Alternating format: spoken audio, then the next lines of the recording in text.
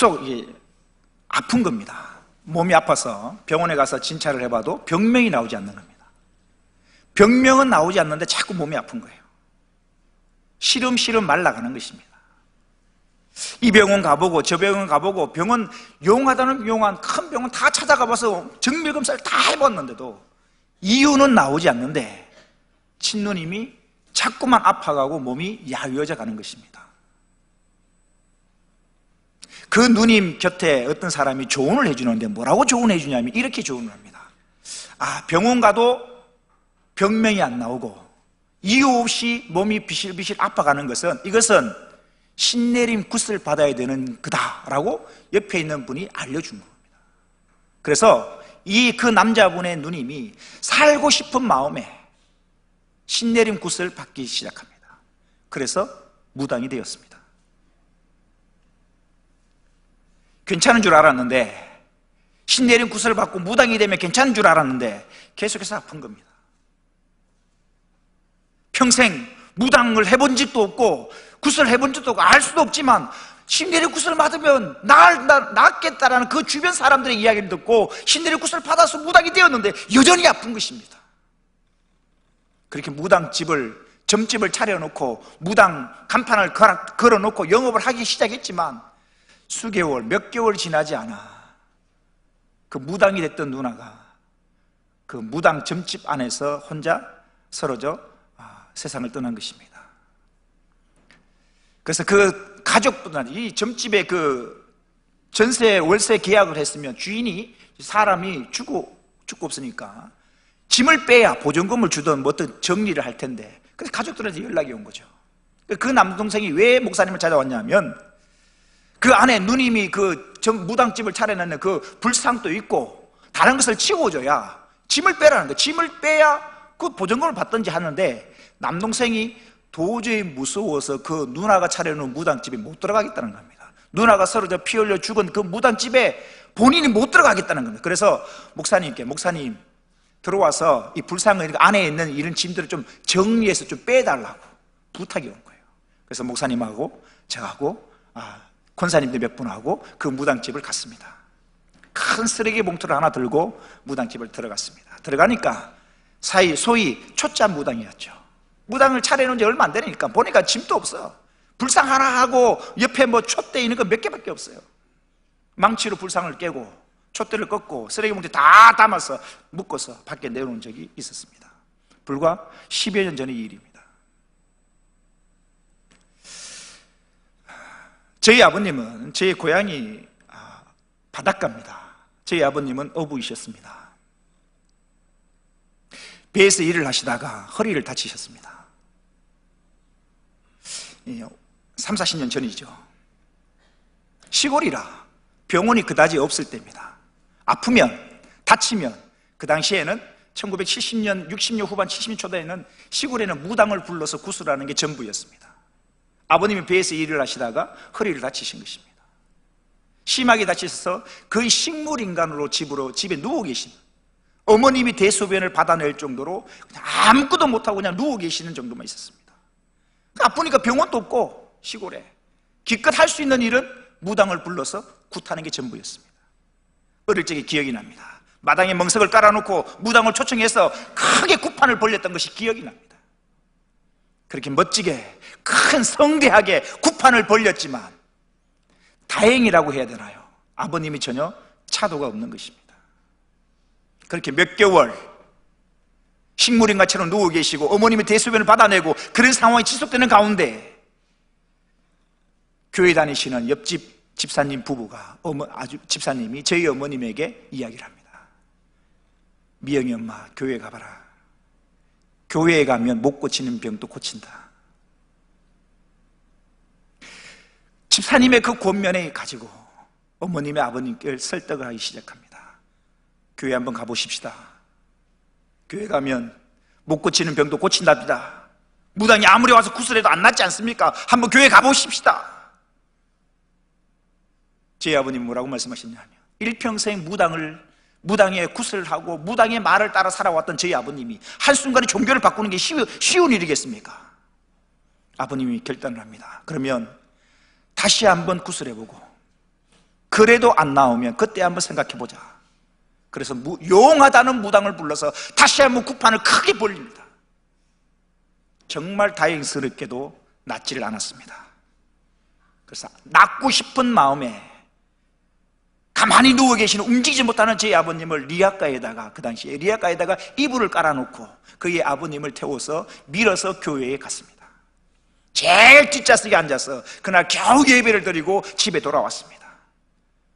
아버님이 주무시는데 그날 꿈에 사람 손목이 나오는데, 수술용 칼을 든 사람 손목이 나오는데 아버님께서 다치셨던 그 허리에다가 십자가로 3번 그 칼로 살을 찢더랍니다. 너무나 생생해서 놀라서 깼는데 꿈인데 거짓말처럼 허리가 나은 것입니다. 할렐루야. 그날 이후로 아버님이 아침에 일어나서 우리 집에, 저희 집에 신주단지를 모시고 살 정도였습니다. 온 방방마다 부적을 다 붙이고 살았습니다. 베개, 옷장 다 부적을 넣어놓고 신주단지 모시고 살던 저희 집에 아버님 부적 다 떼서 불태워버리고 신주단지 가져와서 바다에 던져버리고, 우리는 지금부터 진짜 신이신 하나님만을 예배한다. 그날 이후로 저희 모든 가족들이 예수 그리스도를 믿게 되었고, 오늘 그 아버님과 어머니의 기도에 제가 이 목사로 강단에서 말씀을 선포하고 있는 것입니다. 내가 누구를 만나느냐는 것은 굉장히 중요한 이야기입니다. 옆에 있는 사람이 아플 때 무당이 되어라, 구태봐라, 신내림 구슬을 받아야 된다고 권면해주니 무당이 되었어요. 아무런 차도가 없어요. 그렇게 죽어간 것입니다. 비슷한 상황에서 누워있는 그 아버님에게 교회 가봐라, 교회 가면 낫는다 권면해줄 그 누구 집사님, 옆에 있는 이웃집의 집사님의 권면으로 오늘까지 제가 설 수 있는 이유인 것입니다. 오늘 찬양교회 처음 나오신 성도 여러분, 여러분들에게 찬양교회 가자라고 권면한 참 좋은 사람을 여러분들은 곁에 두셨습니다. 정말 잘 오셨습니다. 다시 한번 이 자리를 빌어서 주님의 이름으로 환영합니다. 사람은 태어나면 누구나 어린아이로 시작해서 청년기, 장년기, 노년기를 거치게 됩니다. 사진을 한번 볼까요? 신생아, 여러분들이 신생아 때의 기억은 없을 것입니다. 태어났기 때문에 내가 태어났을 때의 모습을 기억하지 못하겠지만, 부모님이시나 아니면 할아버지 할머니, 저 신생아 때의 모습, 내가 받았던 그 아이의 모습이 기억이 날 겁니다. 우리는 저렇게 신생아로 이 땅에서 시작되어집니다. 그 다음 사진을 볼까요? 지금은 초등학교로 하지만 우리 보시고 웃으시는 분들이 계시는데, 그죠? 여러분들이 학교 다닐 때는 뭐라고 부릅니까? 국민학교라고 그래갖고 꼭 국민학교 입학하면 손수건을 달아주죠. 그때는 국민학생의 아이들 참 코도 많이 열린 것 같아. 이 소매에 코가 묻어서 반질반질하고 코 닦으라고 이 손수건 달아주잖아요. 요즘 애들은 그러고 보면 참 깨끗한 것 같아. 코 흘리는 애를 못 봤어요. 이 국민학교 입학하면 딱 이 손수건을 달아야 되고, 이 손수건 가지고 어머님이 얘기하죠. 코 흘리며 코 나오면 코 닦아라. 손수건 달아줍니다. 저렇게 해서 우리는 국민학교를 시작합니다. 다음 사진을 볼까요? 가을 운동회 사진입니다. 기억하십니까? 기계체죠. 남자들은 기계체를 엎드렸다가 저걸 가을 운동이 시작하면, 그죠? 몇 달, 한 달, 2달 동안 수업은 안 하고 계속 가을 운동회 연습을 하죠. 나보다 무거운 덩치 큰 저는 어디에 있었겠습니까? 항상 제일 밑바닥에 엎드려야 돼요. 친구 보고 그래, 야, 가운데 제대로 눌러. 아니면 아프니까. 다음 사진을 볼까요? 예, 가을 운동회 뭡니까? 차전놀이. 요즘은 초등학교에 운동이 저런 것들 안 하는 것 같더라고요. 기계체조나 차전놀이. 가을 운동회 때 꼭 하는, 그죠? 단골놀이였죠. 다음 사진을 볼까요? 기억나십니까? 시험 칠 때 책가방을 가운데 딱 놓고, 그죠? 못 쳐다보도록. 책가방도 거의 똑같고, 그죠? 책상에 줄 딱, 남자친구, 여자친구 해서 금 그어놓고 넘어오면 내 거다라고 하고, 지역에 넘어오면 내 거라고 안 주고, 그죠? 책가방을 딱 가운데 놓고 시험 쳤던 기억이 있습니다. 다음 사진을 볼까요? 옛날 국민학교 책상입니다. 책상을 좋은 걸 자리를 받아야 이 종이 같은 거 쓸 때 구멍이 안 나지. 책받침이 꼭 필요합니다. 왜? 책상이 다 구멍이 나갖고 책받침을 받치고 써야 될 정도로. 제 가운데 난로가 기억나십니까? 난로 위에 힘센 애들은 제일 밑에 난로 가까운데 따뜻한 밥을 먹고 도시락을 뒤집어 놓지 않으면 타기도 하고. 다음 사진 한번 볼까요? 이 국민학교 때 저희 때는 제가 57번을 했던 기억이 납니다. 한 반에 거의 60명 가까이 52번, 55번, 57번 할 정도로 정말 한 반에 바글바글한 것 같아요. 요즘은 뭐 한 반에 보니까 20명, 30명 이렇게 있더라고요. 다음 사진을 볼까요? 이제 저거는 무슨 놀이일 것 같습니까? 아, 그렇죠. 왕년에 많이 뛰어보셨죠? 고무줄 놀이 발목에 걸었다가 무릎에 걸었다가 그 다음 허리, 그 다음 가슴에, 그죠? 저 머리 위에 올리는 것은 요즘 고무줄 놀이가 아니라 저거는 거의 무술에 가깝습니다. 붕붕 날라서 저 고무줄을 발로 뛰어넘는데 가히 예술적입니다. 간혹 남자아이들이 보면 저런 고무줄을 어떻게 해요? 끊고 도망가는 애들이 있어요. 저는 끊고 도망가는 애들을 잡아주는 역할을 했습니다. 저는 고무줄 안 끊어봤습니다. 다음 사진을 볼까요? 예, 이제 그렇게 초등학교를 졸업하고 이제 중학교, 고등학교, 여고 시절 우리 권사님들 이렇게 보니까 얼굴에 미소가 잔뜩 묻었는데, 그죠? 양쪽에 머리 이렇게 묶었던, 대부분 양쪽으로 묶었고 뒤로 하나 묶을 때도 있었는데 저런 여고 시절 있었다는 사실이죠. 다음 사진 볼까요? 남고시죠. 예. 영화의 한 장면, 친구의 장면이 아니라 일반적인 사진입니다. 앞에 있는 친구가 아주 눈빛이 살아있습니다. 예. 살아있습니다. 다 똑같은 교복에 똑같은 헤어스타일에, 그죠? 그 다음 사진을 보면 이게 무슨 시간입니까? 아, 그렇죠. 결혼식. 저도 결혼을 해봤거든요. 결혼 총 가지고 이렇게 각기 훈련도 하고 결혼 시간이 있었단 말이죠. 이런 사진을 보시니 예전 추억이 생각이 나실 것입니다. 우리도 저럴 때가 있었는데 지금 우리의 모습을 보니 시간이 참 많이 흐른 것 같습니다. 여러분들이 보실 때 이 담임 목사가 머리숱도 없고 이렇게 보이지만 젊을 때 한때는 저도 머리숱이 많았어요. 파마도 했었고 무스도 발라본 적이 경험이 있습니다. 무스도 발라보고 뒤로 넘겨보고 파마해서 넘겨보고. 시간이 지나니 파마는 무슨 파마요? 시간이 참 많이 흐른 것 같습니다. 성경은 우리네 인생에 대해서 이렇게 설명하고 있습니다. 시편 90편 10절에 이렇게 기록합니다. 보십시오. 우리의 연수가, 우리의 생명의 수가, 우리의 연수가 70이요 강건하면 잘 살아봐야 80이라도 그 연수의 자랑은 뭐냐? 수고와 슬픔뿐이요 그나마도 이 연수가 신속히 가니 우리가 뭐한다? 날아가나이다. 성경이 우리네 인생에 대하여 설명하고 있는 부분입니다. 우리가 70을 살고 강건해야 80을 사는데 그 연수의 자랑은 수고와 슬픔뿐이고 그나마 우리의 인생이 어떻게 해요? 날아간다라는 것이죠. 야고보서 4장 14절에는 이렇게 표현하고 있습니다. 내일 일을 너희가 알지 못하는도다. 너희 생명이 무엇이냐? 너희는 잠깐 보이다가 없어지는 안개니라. 우리네 인생을 향하여 성경은 이렇게 표현합니다. 너희 인생이 뭐냐? 아침에 잠깐 보이다가 해가 뜨면 사라져버리는 아침 안개와 같은 것이 너희네 인생이라는 것입니다. 여러분, 수많은 영혼이나 시간 속에서 우리네 인생 7, 80은 티끌과 같을 것입니다. 잠시 보이다가 사라지고 마는 것이 우리네 인생인 것입니다. 그런데 사람은 나이 들어 늙어가는데 늙어가는 것에 그치는 것이 아니라 반드시 죽음이라는 것을 맞게 됩니다. 이 죽음을 피할 수 있는 사람은 이 세상에 그 누구도 없습니다. 중국을 최초로 통일했던 진시 황제는 여러분 모든 권력을 손에 가졌습니다. 모든 부와 권력을 다 손에 가졌던 그 진시 황제가 늙어가는 것이 아까운 것입니다. 죽는다는 것이 아까운 것입니다. 그래서 신하들을 시켜서 시킵니다. 불로초를 구해와라. 그 불로초를 먹고 영생토록 살기를 원했던 그 진시 황제가 겨우 우리 나이로 49살에 죽게 됩니다. 성경에는 이렇게 기록하고 있습니다. 창세기 3장 19절 말씀을 보십시오.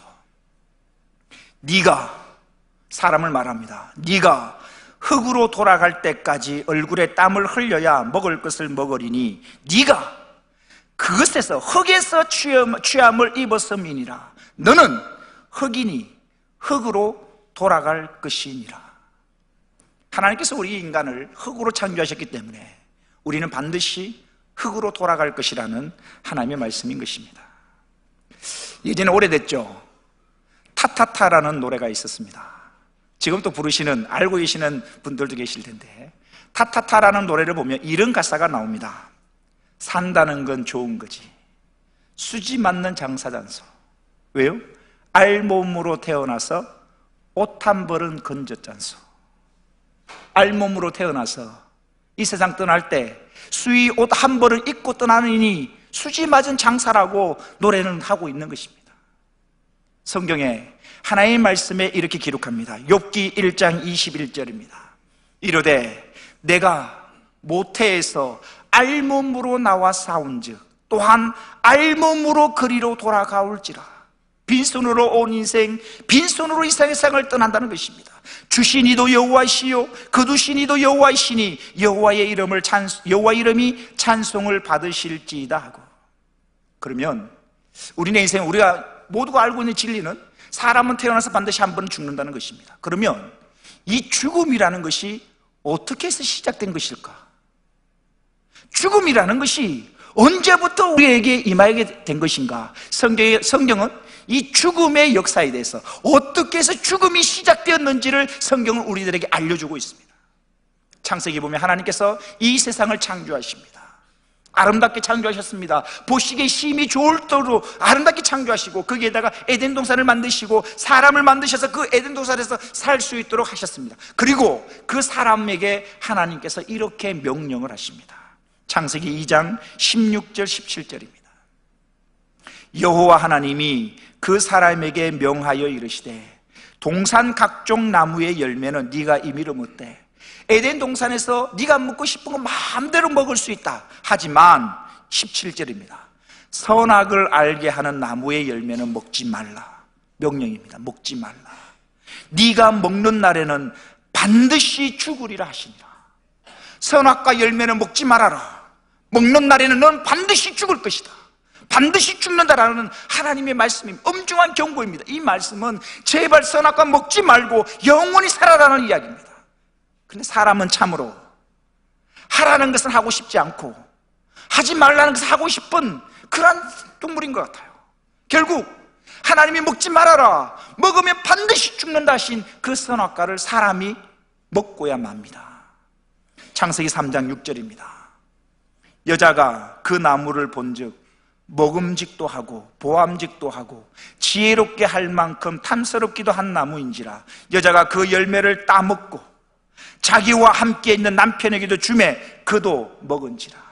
하나님은 선악을 알게 하는 나무를 먹지 말라, 그 열매를 먹으면 반드시 죽는다 말씀하셨지만 하나님의 이 말씀에 불순종하게 되고 결국 먹지 말라 하신 그 선악과를 먹고 말았다는 사실입니다. 그러면 아담이 어떻게 되었을까? 먹는 날에는 넌 반드시 죽을 것이다 라고 하신 하나님의 그 말씀대로 아담이 살았을까 죽었을까? 성경은 이렇게 기록합니다. 창세기 5장 1절 이하입니다. 이것은 아담의 계보를 적은 책이니라. 하나님이 사람을 창조하실 때에 하나님의 모양대로 지으시되 남자와 여자를 창조하셨고 그들이 창조되던 날에 하나님이 그들에게 복을 주시고 그들의 이름을 사람이라 일컬으셨더라. 아담은 130세에 자기의 모양 곧 자기의 형상과 같은 아들을 낳아 이름을 셋이라 하였고 아담은 셋을 낳은 후 800년을 지내며 자녀들을 낳았으며 5절을 보십시오. 아담은 930세를 살고 뭐하였더라? 죽었더라. 이렇게 해서 인류의 죽음이 시작되게 되는 것입니다. 하나님이 세상을 창조하셨습니다. 선악을 알게 한 나무의 열매를 먹게 되면 넌 반드시 죽는다, 먹지 말아라 명령하셨음에도 불구하고 그 하나님의 명령에 불순종하여 선악과를 먹게 되고 그 먹었던 아담은 결국 죽었더라라고 성경은 기록합니다. 1000년을 살든 10,000년을 살든 반드시 죽었더라는 것입니다. 그래서 죽음이라는 것이 왜 죽음이라는 것이 우리 인생에게 찾아왔는가? 성경은 이렇게 우리에게 알려줍니다. 로마서 6장 23절입니다. 죄의 삭은 뭐다? 사망이다. 삭이라는 말은 대가라는 이야기입니다. 죄의 대가로 사망이 왔다라는 이야기입니다. 하나님 말씀에 불순종한 죄의 대가로 아담은 죽게 되고, 결국 아담의 모든 후손들은 죄의 삭스로, 죄의 대가로 반드시 죽음이라는 것을 겪을 수밖에 없다고 성경은 기록하고 있는 것입니다. 자, 지금까지의 내용을 정리하면 이렇습니다. 모든 사람은 태어나는 순간부터, 여러분 가만히 보십시오. 우리 저 제일 뒤에 우리 어린아이도 지금 유모차에 있는데, 사람은 태어나는 순간부터 늙어집니다. 또한 사람은 태어나는 순간부터 죽어가는 것입니다. 한번 태어난 인생 살다가 늙고 그렇게 죽게 되는데, 그렇게 죽어서 모든 것이 끝난다면 사실 문제가 되지 않습니다. 문제는 7, 80 사는 인생이 죽어서 끝나지 않는다는 데 문제가 있는 것입니다. 성경에 이렇게 기록합니다. 히브리서 9장 27절입니다. 보십시오. 한 번 죽는 것은 사람에게 정해진 것이요. 그렇죠? 이 죽음의 문제를 피해갈 수 있는 사람이 있습니까? 성경은 이야기합니다. 한 번 죽는 것은 사람에게 정해진 것이요. 정해졌다는 게 피할 수 없다는 이야기입니다. 그럼 문제는 그 다음이 문제입니다. 그 다음 보십시오. 그 후에는, 죽음 이후에는 뭐가 있었다? 심판이 있으리니. 무슨 심판인가? 마태복음 25장 46절에 이렇게 기록합니다. 무슨 심판이냐? 그들이라는 것은 악인을 말하는데, 악인은 영벌에, 의인들은 영생에 들어가리라. 이게 심판입니다. 영벌과 영생이 반드시 있다는 것. 죽어서 끝나는 것이 아니라 죽음 이후에 심판이 있는데, 악인들은 영벌에, 의인들은 영생에 들어간다라고 성경은 기록합니다. 이 세상 잠시 살다가 떠나는 것이 우리네 인생인데, 그러면 어떻게 살아야 영생에 들어갈까? 즉, 어떻게 이 세상을 살아야 천국에 들어갈 수 있을까? 한 가지 예를 들겠습니다. 두 사람이 바다에 빠졌습니다. 바다에 빠진 사람이 옆에 있는 사람을 건져줄 수는 없습니다. 바다에 빠진 사람은 어떻게 살 수 있는가? 바다에 빠지지 않은 다른 사람이 튜브를 던져주든지, 바다에 빠지지 않은 다른 사람이 건져주어야 살 수가 있습니다. 마찬가지입니다. 아담 이후의 모든 인류는 죄인입니다. 죄의 대가로 죽음의 문제가 반드시 따라올 수밖에 없습니다. 그러면 이 죽음의 문제를 어떻게 해결할 수 있는가? 죄인이 죄인을 구원할 수는 없습니다. 죄를 가진 사람이 죄 가진 사람을 건져주거나 살려줄 수가 없습니다. 그래서 죄가 없으신 다른 분이 우리를 건져주어야 우리는 살 수 있는 것입니다. 그래서 하나님은 죄가 없으신 하나님의 아들 예수님을 이 땅에 보내셨고, 그 예수님을 통하여 우리가 이 죽음의 문제로부터 벗어날 수 있는 길을 열어주신 것입니다. 요한복음 3장 16절 말씀 다 같이 읽어보겠습니다. 시작.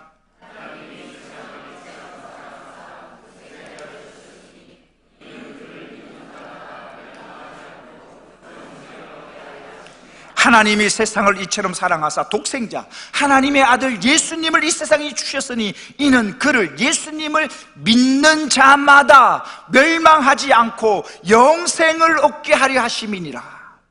이것이 죄를 지어 죽을 수밖에 없는 사람들을 살리시는 하나님의 방법인 것입니다.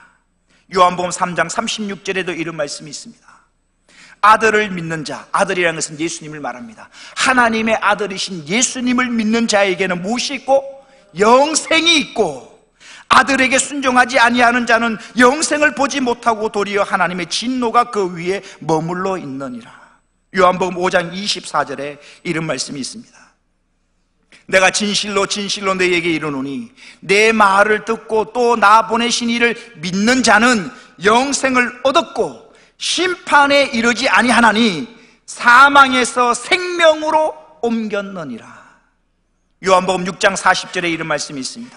다 같이 읽겠습니다. 시작. 내 아버지의 뜻은 아들을 보고 믿는 자마다 영생을 얻는 이것이니 마지막 날에 내가 이를 다시 살리리라 하시니라. 요한복음 6장 47절에도 이런 말씀이 있습니다. 진실로 진실로 너희에게 이르노니 믿는 자는, 하나님의 아들 예수님을 믿는 자는 영생을 가졌나니.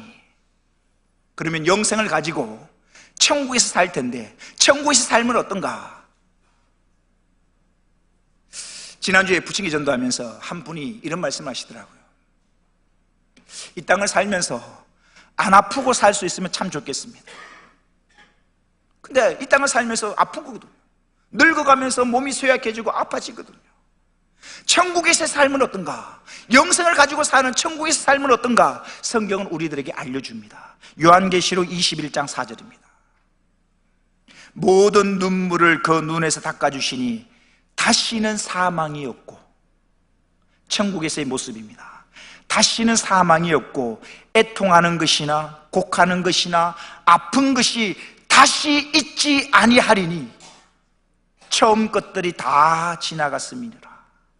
죽음도 없고 아픔도 없고 슬픈 것이나 곡하는 것이 없다라고 천국에서의 삶을 우리들에게 알려주고 있습니다. 이것이 천국에서의 삶입니다. 말씀을 마칠까 합니다. 인생사를 두고 이런 단어가 있습니다. 생로병사. 어쩌면 인간의 삶을 아주 간략하게 요약한 말씀이기도 할 것입니다. 생, 태어나는 것이고, 로, 늙어가는 것이고, 병 들어가는 것이고, 사, 죽는다는 것입니다. 그런데 사랑하는 성도 여러분, 인생이 생로병사만 있다면 문제될 거 없습니다. 착하게 살든 악하게 살든 죽어서 다 끝난다면 애써서 착하게 살 필요가 없습니다. 죽어서 모든 것이 끝난다면 이 땅의 삶이, 모든 삶이 다 무의미할 것입니다. 죽어서 모든 것이 다 끝나고 다음 세상이 없다면, 천국과 지옥이 없다면 이 세상의 삶이 무슨 의미가 있겠습니까? 아무런 의미가 없는 것입니다. 죽어서 끝난다면, 죽어서 끝나서 그것이 끝이라면 이 땅의 삶이 아무런 의미가 없는 것입니다. 그런데 사람은 죽어서 끝나는 것이 아닙니다. 태아, 엄마 뱃속에 있는 태아를 보십시오. 엄마 뱃속에 있는 태아는 엄마 뱃속에서 1년, 2년, 3년 그렇게 사는 게 아닙니다. 태아는 엄마 뱃속에서 겨우 10개월을 삽니다. 그런데 태아가 엄마 뱃속에서 10개월 사는 것이 왜 중요한가 하면 태아에서의 10개월의 삶이 이 땅에서의 7, 80 사는 인생의 첫걸음이 되기 때문입니다. 마찬가지로 이 땅에서의 7, 80 인생이 왜 중요하냐면 이 땅에서 어떻게 사느냐에 따라 이 땅을 떠나는 순간 영원한 생명이 결정되어지기 때문입니다. 이 땅에서 사는 동안 예수님을 믿고 사는 것이 중요한 이유가 바로 예수님만이 천국 가는 길이 되기 때문입니다. 우리 마지막으로 한번 읽어볼까요? 요한복음 14장 6절, 오늘 본문 말씀입니다. 시작. 예수께서 이르시되 내가 곧 길이요 진리요 생명이니 나로 말미암지 않고는 아버지께로 올 자가 없느니라. 예수님이 말씀하십니다.